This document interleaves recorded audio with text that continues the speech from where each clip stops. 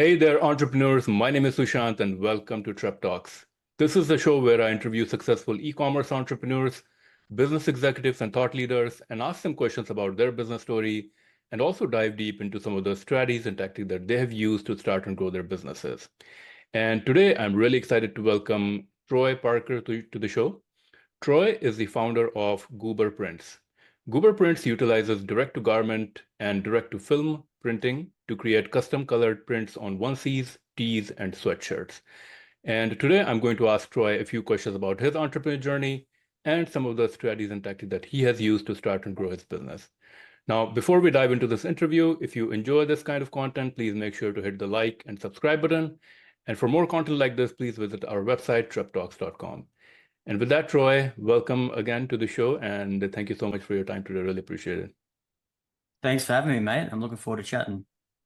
So I was reading a little bit about you, and I believe I read on your Etsy page, that you have a long background in graphic designing, and that's how you kind of got into this form of printing. So maybe you can talk a little bit about your background. What were you doing before starting this business, and how kind of you came up with the idea of starting Goober Prints? Yeah, well, thanks again for having me, mate. So to kind of start the journey way back when, I moved to America to go to college when I was 18, and in college I studied graphic design and fine arts. So one of my later college career projects was a screen printing class, and I decided to do an apparel run as one of my projects. So that was my first in-depth experience into apparel printing.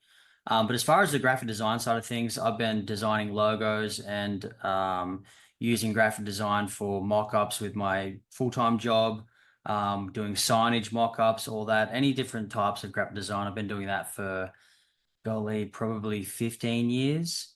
So finished college, started a full-time job in Iowa for a signage company. Still work for that same company today. So basically, my initial job in the design world with that was designing graphics, signage, window films, metal films, wall graphics, mainly for schools and colleges. And then on the side, I was doing logo designs for a lot of small businesses from my hometown in Australia. So did that for probably 5 years until I decided to start Goober Prints, which was in 2019. So this is 2000, almost 5 years now. So do you consider Yeah. this as a side hustle? Yeah, so that's how it started. So it's a long story. I'll condense it for you. But back in 2019, my wife and I, we were trying for a while to fall pregnant, and we decided we would need to go through the IVF route. And so after our initial consultations, we realized that, the bills for IVF are quite hefty. So we decided a side hustle would be something we would need to kind of cover those bills. So I love graphic design. I loved that apparel printing project that I did. So I thought, why not tie the two together, and we can start an Etsy store and just sell some custom printed apparel with the goal of hopefully making an extra $100 a month, $200 a month, something additional on top.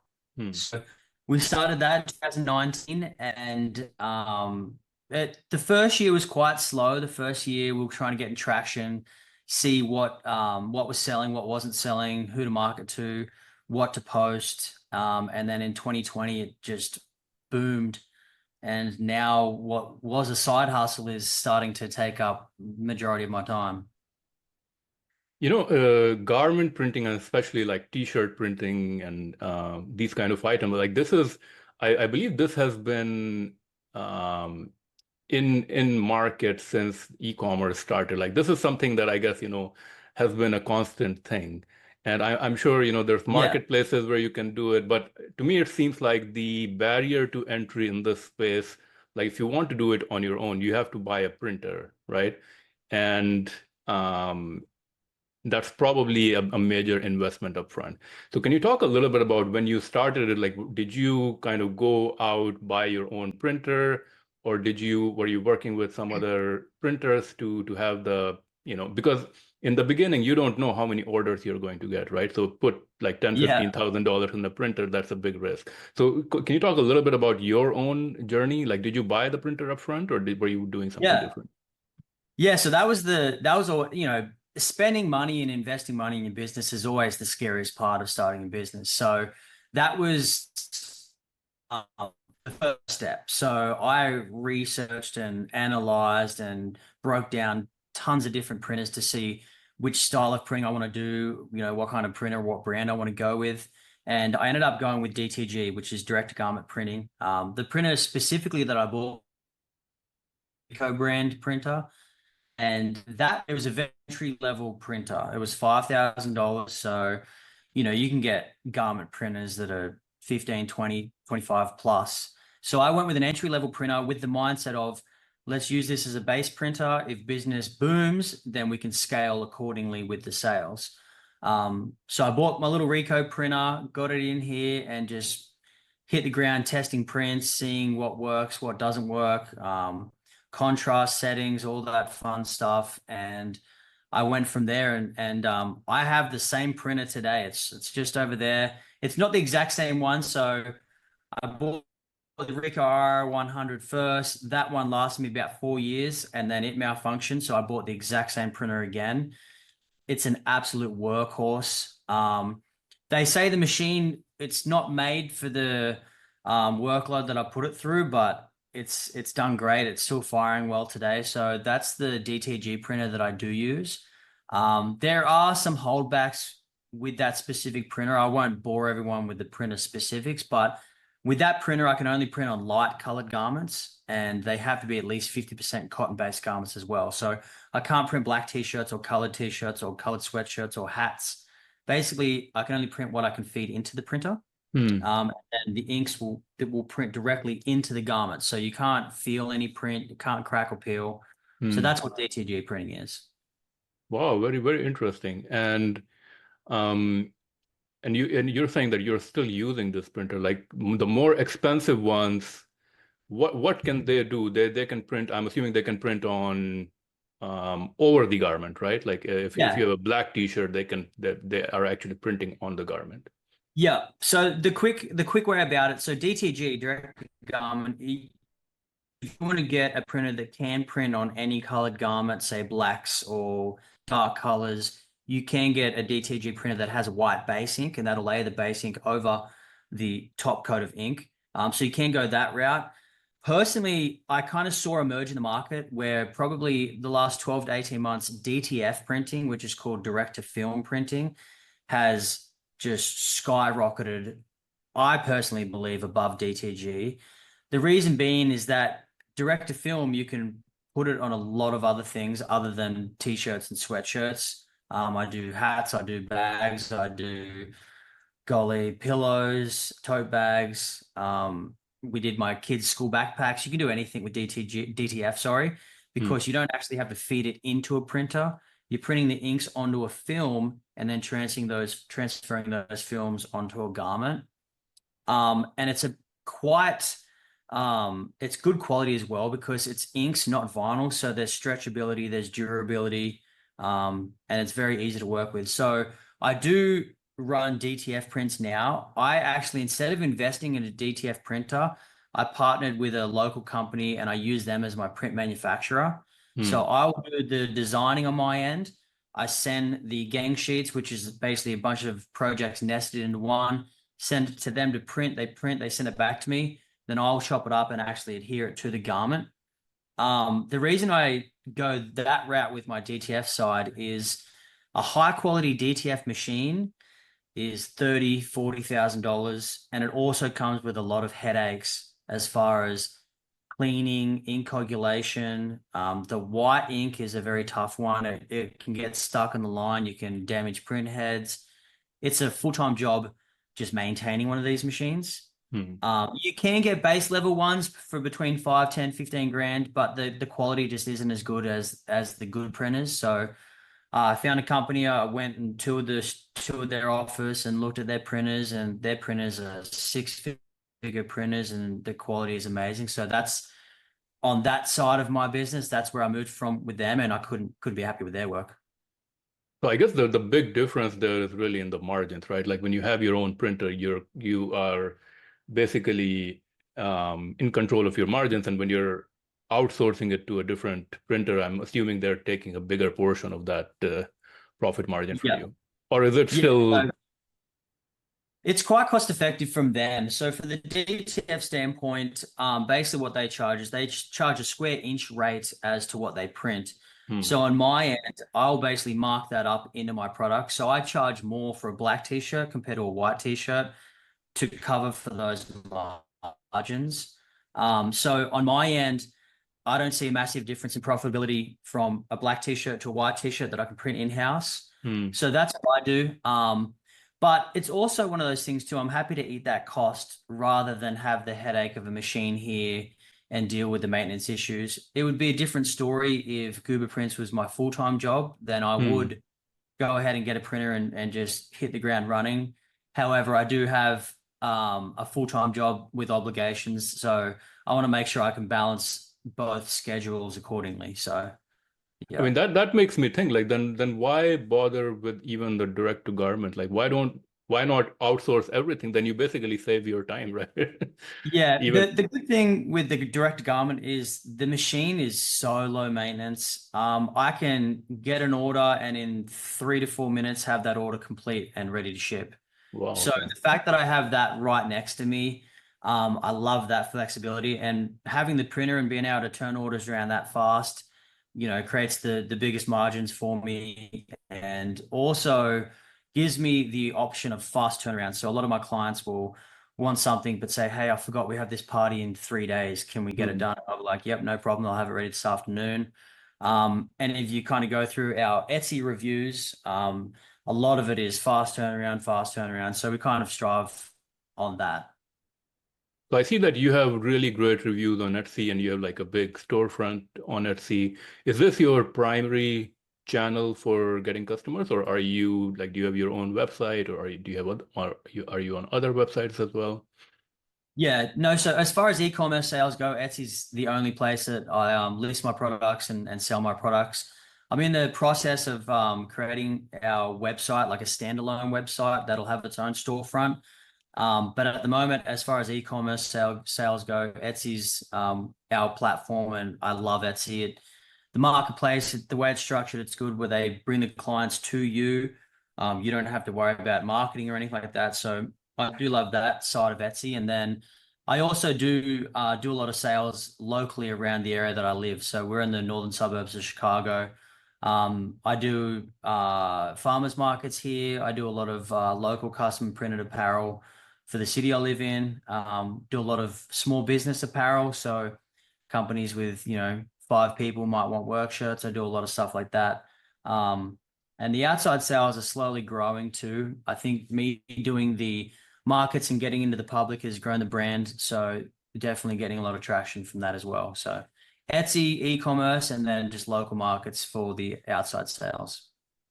To me, it seems like a pretty decent business model. I mean, it's not like a regular e-commerce business where you have the headache of, product development and, issues with product manufacturing and all these things. It's like, you have your standard, I guess, garments that you work with, and it's all it takes is, that you said, 3 to 4 minutes of printing time.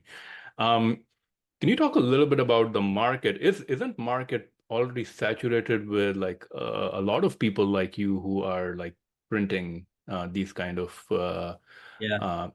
custom garments? What is the demand like? Is the demand increasing? And like, what is the competitive landscape for you? Who are the competitors for you? So if you go on Etsy, there's tens of thousands of competitors on there. So the market definitely over the last, I would say, 2 years, the market's gotten a lot more saturated. I believe the reasons for that is there are a lot of different printing techniques that are available now, a lot more cost-friendly printers, like entry-level printers that you can purchase.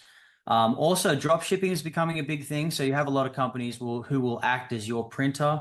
And Hmm. so you have the storefront, you don't do any printing yourself, you have that all outsourced and they'll drop ship to your clients. So with those factors, that's definitely increased the the amount of sellers in the apparel industry.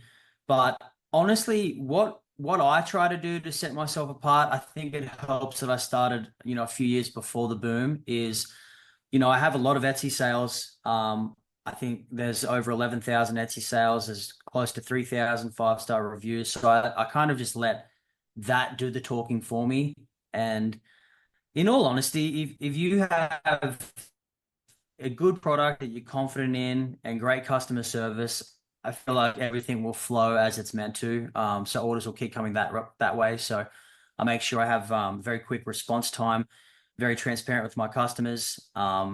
Definitely offer bulk discounting and all that stuff. So that's basically how I will try and compete with the thousands of different custom apparel customers on Etsy. So your edge really is the history that you have with Etsy and the reviews and the rating, and I guess that kind of gives you an edge over competitors in, I guess, their SEO algorithm, right? Like if somebody is searching, custom t-shirt printing or something like that, maybe you are coming on the top versus the thousands of other competitors. Do you Yeah, maybe can you talk a little bit about that side of things, the SEO on Etsy, and do you ever worry that, if they make any change in their algorithms, or they are somehow they don't like your business anymore, like they can tweak their algorithms, Yeah. and that can like significantly affect your sales?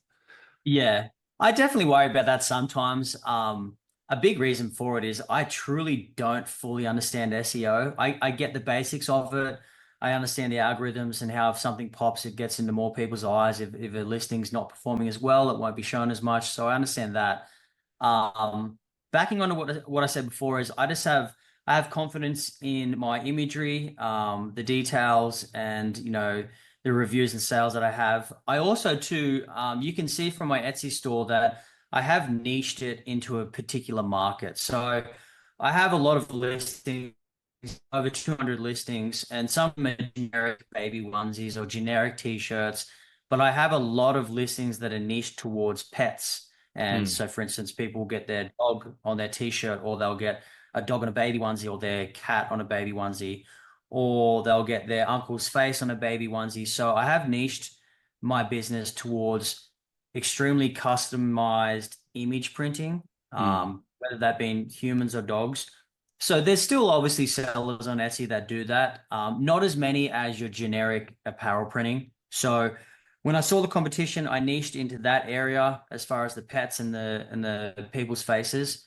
So I would say, once I saw everything getting busy, just kind of find your lane and go that route. And it's doing well for us. So just try and keep doing what we're doing and hope the algorithms and the SEO keep shooting people towards our store.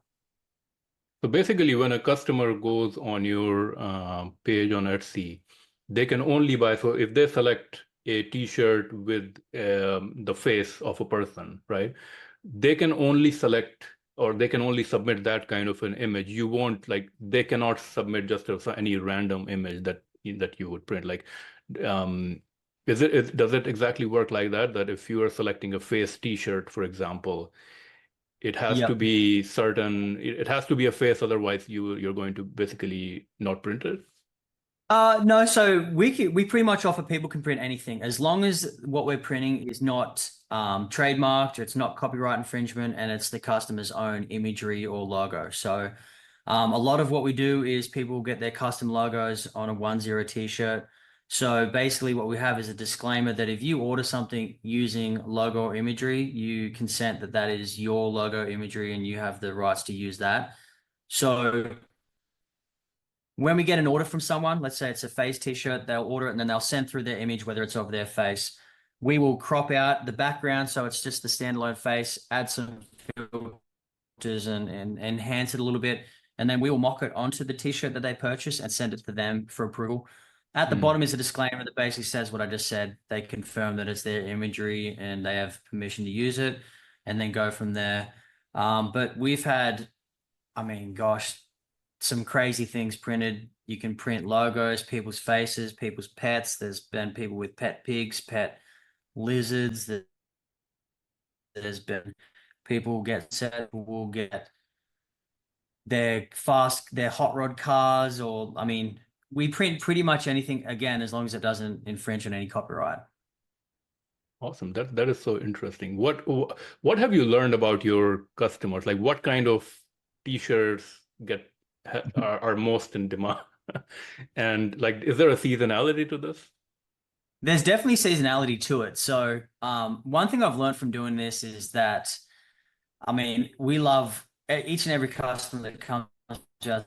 There are some extremely strange requests, and there are some customers that are also quite picky as well. So they might want to change an image halfway through, or request a color change or a text font change. So some customers can be difficult, some are easy, but that's just the nature of the business. But as far as seasonality, obviously Christmas time is hectic. So the last week of November and the first 2-3 weeks of December it's mayhem. I'll be totally honest. I would say from our top line revenue, those 4 weeks contributes to about 80% of the entire yearly revenue. Wow. So it's a very, very busy season. Also before Father's Day as well is very, very big. During the Father's Day period, we'll get a lot of onesies that'll have a picture of the dad, will say Happy Father's Day or Happy First Father's Day. A lot of baby apparel during Father's Day. Other than that, seasonality wise, I would definitely say Christmas and Father's Day are the two big ones. You get little ones here and there, Halloween, you might get a little pop on a couple Halloween listings. But mainly, yeah, Christmas is mayhem. Wow, but that's so interesting. How do you kind of prepare for those? I mean, if 80% of your sales are coming during Christmas, do you like Yeah. hire some help to help you with it, or like how do you manage that volume? So I have hired help before. My wife she's an absolute gem. She knows that to make some sacrifices as far as, I'll get up at 4 a.m. every morning. I'll work for 3 hours printing, and then I'll take care of the boys, do my day job. And then when she comes home, she'll take the boys, and then I'll do another 5-6 hours of printing until midnight, and then just do that for 3 weeks straight. It's tiring, but the good thing is there's a set end date. So, we know that it's going to end at some point. And she's also amazing too. She'll come down here and help me print stuff. She'll help me package stuff. Whenever I get gift wrap orders, she's the wrapper because I don't know how to gift wrap very well. So we got a definitely a great partnership as far as working together and preparing for the busy season. So definitely a lot of help on her end. So Etsy is kind of doing the heavy lifting in terms of customer acquisition for you. What do you have to do anything on an ongoing basis? Like, you said you don't understand SEO, but like, are you tweaking your listing in some ways, or is it pretty much set right now, autopilot? You don't do much. Are you doing any other kind of marketing? So at the moment, Etsy does have a marketing option, so you can pay for Etsy ads. And basically what that is, you can pay a daily fee to Etsy, and then they will basically further market the specific listings you pick them to market for you. So I do that. I can't remember. I think I do $5 a day or something. It's not a lot, but I just pick my top 3 selling listings, and then they'll better reach for those. Other than that, I don't do a lot. Etsy pretty much organically brings the business to us. We also have a lot of repeat customers as well that already know to come to our store. But as far as keeping up with the SEO, I keep my listing templates pretty much the same. I don't intertwine too much stuff other than that. I have, 4 or 5 listings that account for the majority of all of our sales. So I just kind of rely on those 4 or 5 listings to keep doing what they're doing. But I feel that as long as you have, imagery is number one, good imagery and good reviews, then basically you should be sweet as far as getting traction on certain listings for selling. Which ones are the top sellers for you? Like in terms of you said 4 or 5 do the most of the work. Yeah. So the funny one will be the best seller by far is the dog tank and t-shirt combo. Let me pull it up here so I can refer it to you. Hmm. So if you go to my Etsy store, on the second listing, which is a photo of me with my dog's face on the shirt, and it's a photo of my Mm-hmm. dog with my face on the shirt. Mm-hmm. Very quirky listing, but that's something that a few years ago a lot of customers were requesting gifts like that. Hmm. So we listed it, and that listing alone, I can go into the back end statistics. Let me pull that up for you. I mean, Stats. I can understand why it's the bestseller. It's very funny. It's It's definitely funny. It's like, very niche as well. But yeah. I mean, you can uh, take your dog walking and you're wearing this combination. I think it's yeah, the conversational starter for sure. it's a head turner for sure. Yeah. A head turner. That listing there, just in the last 12 months, we've sold over 1,000 units of that specific listing. So Wow. that one's a big seller. And then our dog onesies always sell a lot. So that the one that says protected by and the dog there, that one sells a lot, probably a couple thousand a year. Any of the onesies that have the dog with the little customized text at the bottom, they sell a lot. And then our custom logo onesies as well. So people will get their business logo on a onesie. Hmm. We've probably got about 10 to 12 bigger companies that will read these, and they'll give that out to either customers or new employees that are having babies. So as far as Etsy's concerned, those three for sure. The pet related ones and the custom logo ones are the big sellers. Do you get any sort of a wholesale order, like, if a company is getting their logo printed, like, do you get any kind of those wholesale orders, and do you offer any extra discounts on, like, let's say if somebody's getting 100 Yeah. plus?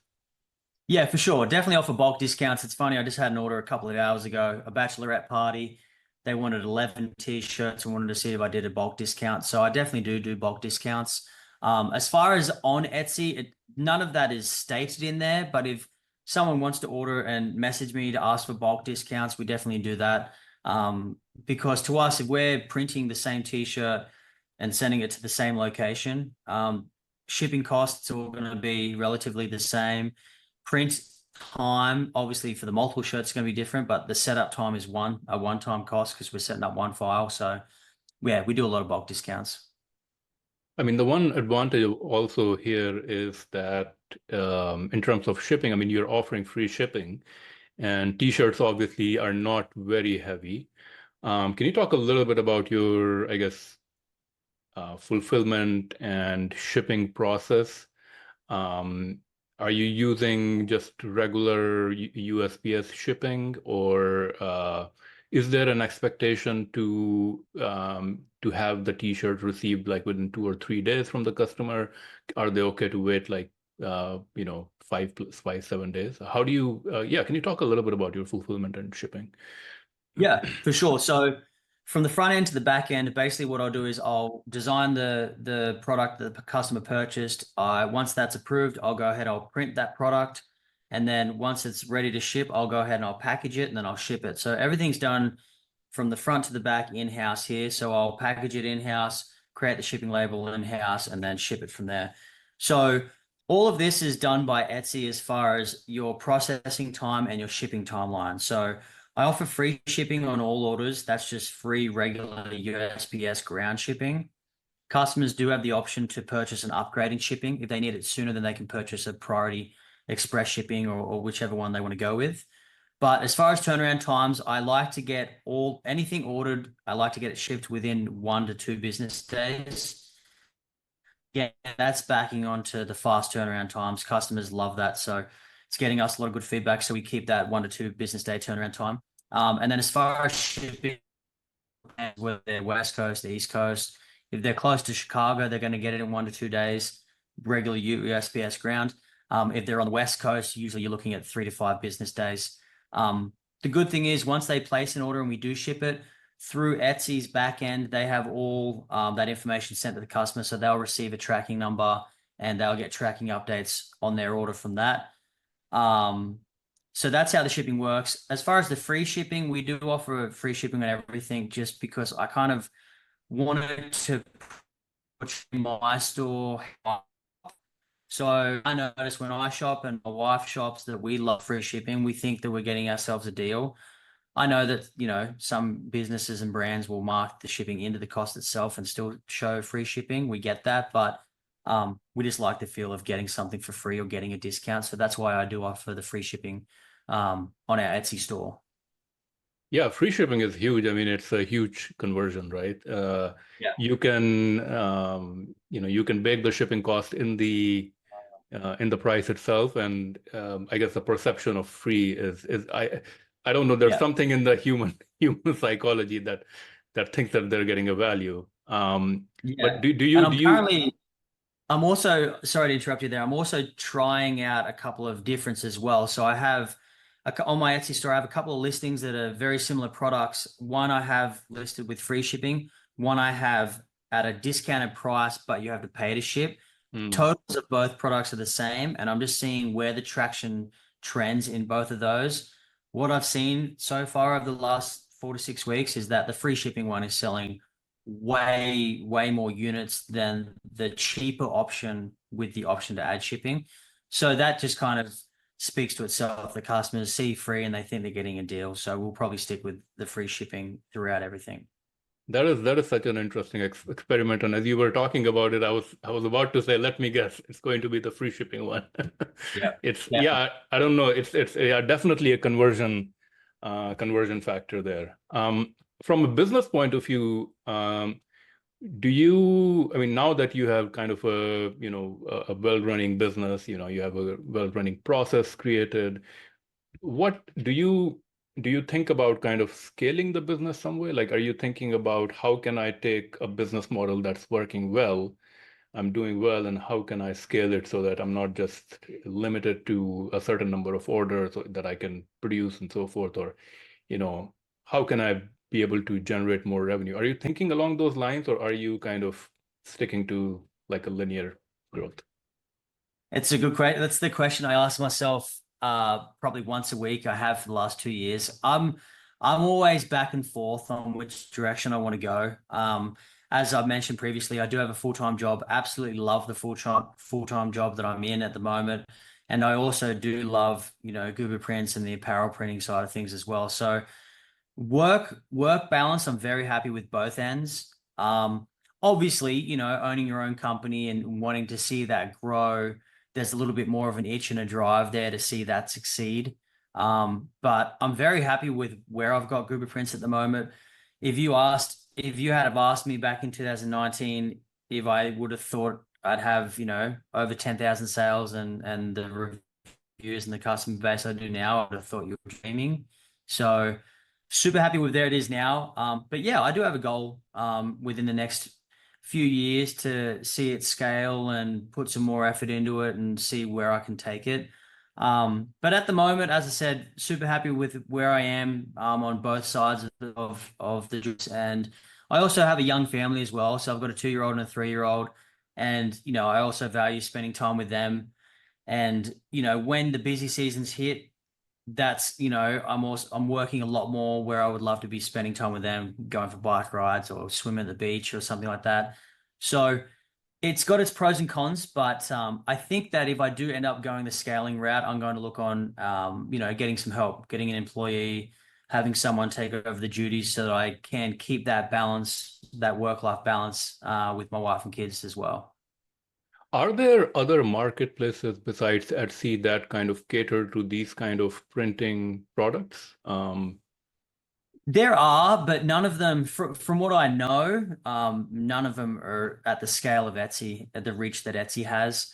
I there's one that I saw recently. The name is jotting my memory here, but when you're looking at comparing the size and the reach and the market share, there's nothing close to Etsy as far as the custom marketplace. I mean, obviously you can go the route of selling on Amazon, but that kind of takes out the optionality of printing custom. So I could try with working elsewhere other than Etsy, but in all honesty, the business coming for Etsy is at a perfect level at the moment. I feel if I did scale the business, I could just scale the listings and the options on Etsy, and that would scale the business for me. For sure. In every entrepreneur's journey, there's always mistakes made, lessons learned, failures. Have there been any big learning moments for you while, since you've been learning this? Yeah, Like, what have you learned definitely. and what can other entrepreneurs learn from your mistakes? So I'm happy. The biggest one, it still gets me to today. It still frustrates me to today. It was one of my very first orders. So I had a friend of mine, and he heard that I was starting my business, and he wanted to be, one of my first customers. So he ordered some t-shirts, and it just had a funny image of, I can't remember what the print was. It was of one of his friends or something. It was an inside joke, but it was t-shirts with a custom image on the front. It would have been about seven t-shirts. And at this time, I had just got the printer. I had just stocked up inventory. So, if I mess up one shirt, I'm like, it's the end of the world. So I printed all the shirts. I thought my process was down packed, and I sent the shirts to him. And it turned out that I hadn't been curing the shirts properly. So I bought this printer press oven where you can basically, it's like a regular oven. You put the t-shirt in there and it cures the ink. And you're also meant to press it with a firm press to set the ink. I was only doing the oven cure, so the hot vapor set the ink. So you wear the shirt, wash, and the print just disappears. You're at like 10% opaque after one wash. So that, I felt bad because, he paid for the shirts, he'd given them to friends, and, the product was definitely not of good quality. But in all honesty, I'm thankful for two things: that it was very early on in the journey, and it was a friend of mine who I could explain, what happened, and he's not going to leave a bad review. So I was very happy for those two things. But for sure, that one still eats at me. Did you did you refund him or did you Oh make yeah, it I right? was like, oh, let me do new shirts, refund you and stuff. But he was, he's a good friend. He was awesome about the whole thing. So there's other little things throughout the journey as well. Like there was one time where, I at Christmas time I could be doing 30 to 40 to 50 prints and shipping those every day. And I accidentally shipped a onesie to the two onesies. I shipped them to the incorrect address. So the customers received the incorrect order. But I can say, we'll touch wood, that with 11,000 plus orders, I've only shipped those two to the incorrect address. So it's, growing pains, but the system's pretty good now. Hopefully no more errors like that. That's great to hear. Now I'm going to move on to our rapid fire segment. In this segment, I'm going to ask you a few quick questions and you have to answer them maybe in a word or a sentence or so. The first one is one book recommendation for entrepreneurs and why? So I'm not a big book reader, but there's one book I did read. It's a little bit tiered towards entrepreneurs. It's more on the investing side, but it's The Simple Path to Wealth by J.L. Collins. I read that, like 5 years ago. And I was, whilst trying to start my business, I was also trying to figure out how to invest and where I should invest and I should invest in. And I was stressing about that. Reading that book just kind of took that stress out of my life. Let me see and do the investing on that end, and then gave me more time to worry and stress about the business itself. So not entrepreneur related, but definitely geared toward investing. As far as me taking in my knowledge, I'm a podcast guy. Always have been. So I'll listen to 2 or 3 podcasts a day. Side Hustle Nation is a great one for entrepreneurs. I was on that podcast about 12, 18 months ago. Bigger Pockets Money, also love that podcast as well. They'll have some entrepreneurs on there who will kind of explain their journey and how they got from, A to B. So they're the two that are at the top of the list for me, motivational Awesome. podcasts. Awesome. I mean, that brings me to another question. Like you mentioned investing, like do you pay yourself a salary from this business? I mean, I know you have a full-time job because that's only going to add to your taxable income, right? Like, how do you kind of take Yeah. some of the earnings from this business and use that for your purposes? So I'll basically, at the end of every month, I'll take a portion of the profits and then just check that to myself, to my personal account. And I keep all the books on that. So at the end of every month, I'll take 40% of profits and I'll take that to myself. As I grow, I'm probably going to change how I do that. So I've got a good friend that's kind of advised me on all that at the moment. So I'm kind of hearing to him as to which direction to take that. But that's what I do at the moment. I'm not sure if it's the most correct way or the most diligent way to do it, but that's just what I do, just to be able to take some of the profits and to be able to use them in my personal life. But I try to keep I try to keep a lot of the profits in the business, just in case the time comes where I do decide to scale and buy a printer, or scale and get a location or anything like that. An innovative product or idea in the current e-commerce, retail, or tech landscape that you feel excited about?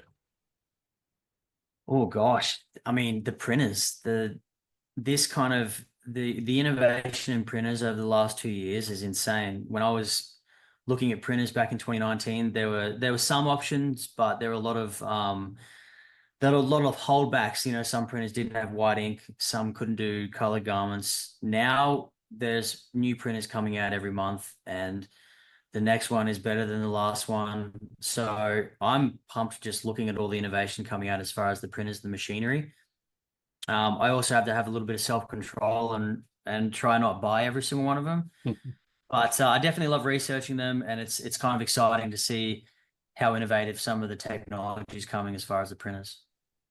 Yeah, it's interesting. Before this, like when I read direct to garment printer, I searched it. And I Yeah, think Epson's page came up, and it was like there were 3 or 4 printer listed direct to garment. And I think the most expensive was, well, 50, 60,000 or something. So yeah, yeah, there yeah. is, it's definitely these are expensive. Yeah,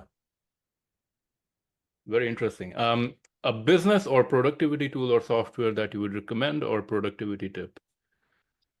That's a good question. So a big part of the time involved in GooberPrints is the photo editing. So, as I mentioned, a lot of our orders are people's dogs or people's faces on t-shirts. We do all the photo manipulation as far as taking out the background, editing the photo. Taking out the background is, that's a pretty time-consuming product. If you're doing that and that takes you 10 to 15 minutes per order and you're getting 30 orders a day, that time definitely adds up. So over the past 6 months, I've been using some AI generators that will remove the background for you. So basically, that's just essentially load that photo into the AI generator, and that'll release the background and then give you the transparent file without the background. So that saved me a lot of time on the design end. So definitely happy I found that and utilizing that. Yeah, and I use that for creating the thumbnails, and it's Oh yeah. quite accurate, but I'm assuming, like, do you ever have to do like some light touching on your own, or Oh, is that definitely. yeah?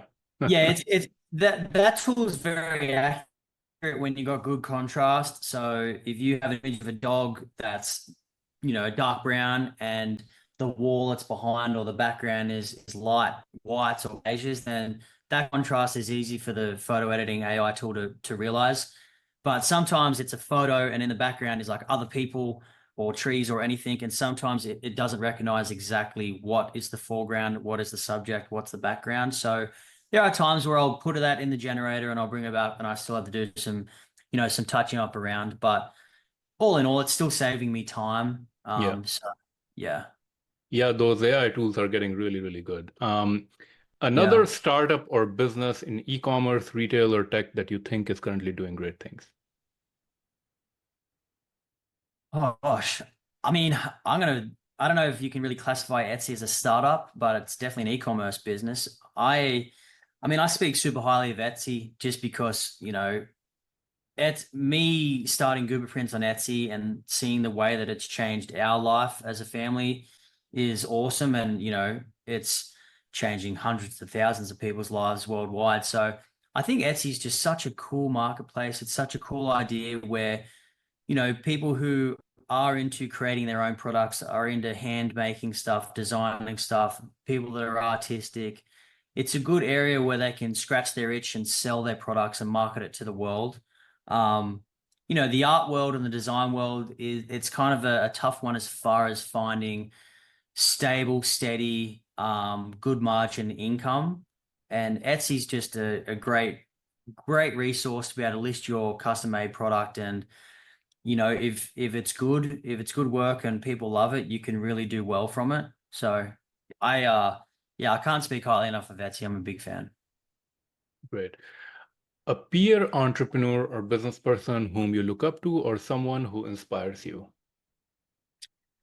So as far as peer, backing on to my mate that I mentioned before, especially on the business side of things, he's been very helpful as far as teaching me and informing me on different ways to go as far as the business front stands. I'm a graphic designer, so I know all graphic design things, artistic things. As far as the business side of things, I am not by far no expert on that. So it's been good to have a peer in my inner circle that can help me in that route, encourage me in that route, and kind of coach me in that route as well. So he's definitely been a great help. And also just it's good to have someone in your corner with, some motivation and kind of kicking your butt and let you know when it's time to grind and get stuff done. So he's been very helpful, but also too, just kind of soaking up as much information as I can. So the podcasts I listen to, hearing other people's stories, I love that. It's kind of good motivation. And I also do regular, I would call it study or, information finding. So I'll look at other stores, see what they're selling, see what works for them, see if I can integrate any of those practices in my store. So I do kind of follow other people in that front, but yeah, definitely that. Final question. Best business advice that you have ever received or you would give to other entrepreneurs? Ooh, best business advice. I'd honestly say that, if you have a product that you're confident in and that you like and you think is of high quality, then, spread it out, enjoy it, work hard, and give it to the masses. So I'd kind of say to break that stigma down between, being an artist or a graphic designer or an art major and kind of not being a very prominent industry to be in as well. If you do good work and you're confident in it, then put in the hours, put in the hard work, and make sure that you prove those people wrong. Definitely. Awesome. A great message for sure. Well, Troy, those were all the questions that I had. Thank you so much for sharing your story, for sharing your business successes as well as lessons learned. If anybody wants to try out one of your t-shirts, order them, what is the best way they can do that? How can they find you? Well, yeah, I appreciate the time, mate. It was great to chat with you. I enjoy listening to your content as well, so thank you very much. So if anyone wants to check out our store, it's just gooberprints.com, which that'll link you directly to our Etsy store, or you can just check us out on Instagram or Facebook at Goober Prints. Posting stuff up there, at least once a week, twice a week. And then you can contact us through the Etsy store if you have any custom order questions. Awesome. Well, Troy, thank you so much again, and I wish you all the very best in your business. Appreciate that, mate. Thank you. Thank you.